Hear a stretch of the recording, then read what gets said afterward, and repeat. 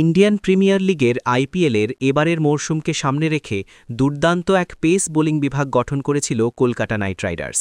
মাথিসা পাথিরানা, হার্ষিত থানার পাশাপাশি যেখানে ছিল মুস্তাফিজুর রহমানের মতো বড় নাম, কিন্তু এই পেস থ্রয়ীকে পাচ্ছে না কলকাতা।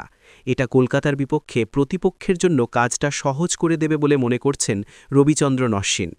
ভারতীয় ক্রিকেট বোর্ডের বিসিসিআইয়ের নির্দেশে মুস্তাফিজকে বাদ দিয়েছে কলকাতা। চোট পেয়ে ছিটকে গেছেন হার্ষিত। একই কারণে টুর্নামেন্টের শুরুর অংশে পাথিরানাকে পাবে না তিনবারের চ্যাম্পিয়নরা। এমন পরিস্থিতিতে কলকাতার বোলিং লাইনকে আগের মতো কার্যকর দেখছেন না অশ্বিন, বরং অতীতের তুলনায় এবার ফ্র্যাঞ্চাইজিটির বোলিং আক্রমণ বেশ দুর্বল মনে হচ্ছে সাবেক ক্রিকেটারের কাছে।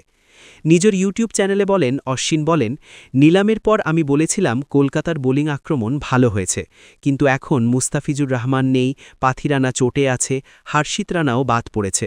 কলকাতার জন্য ইতিবাচক দিক হল দলে ব্লেসিং মুজারাবানিকে নিয়েছে। সে কঠোর পরিশ্রম করেছে, তাকে নিয়ে আমি আশাবাদী। কিন্তু এত চোটের মাঝে কাউকে তো বড় দায়িত্ব নিতে হবে।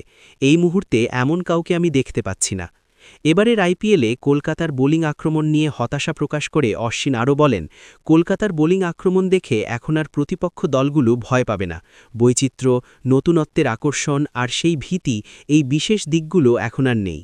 আগে ব্যাটাররা অ্যানালিস্ট রুমে গিয়ে বোলারের হাতের অ্যাকশন দেখত কিংবা শুধু সিঙ্গেল নেওয়ার দিকেই মনোযোগ দিত। ইডেন গার্ডেন্স ছোট মাঠ হওয়ায় প্রতিপক্ষ এখন সহজেই ভাবতে পারে এই দলটা আমাকে ভয় দেখাতে পারবে না, তাই চলো আক্রমণে যাই।